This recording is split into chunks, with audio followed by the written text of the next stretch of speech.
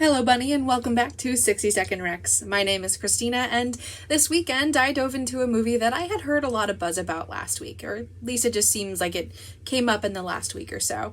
The movie in particular is Saltburn. I watched it on Prime. It will eventually be available on DVD at the library, but in the meantime, this is not a commentary about that movie. What I can say, because I feel like this is a movie that you should jump into knowing very little to nothing about, is that this movie had vibes, specifically gothic romantic and dark academia vibes. It was also a story about obsession, so for that I have a recommendation. Originally I was going to talk about The Secret History by Donna Tartt, but seeing as I feel like everyone has done that by now, I'm going to do something different. I'm going to do a little bit of a deep dive and do one of my staff picks for here at the library. 1 minute on the clock.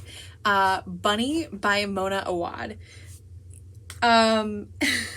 So we follow Samantha, who has joined this MFA writing program in New England. She does not like any of the people in her class, specifically this group of girls called the Bunnies, that are kind of like the mean girls, but they all seem to also act and like think alike as well.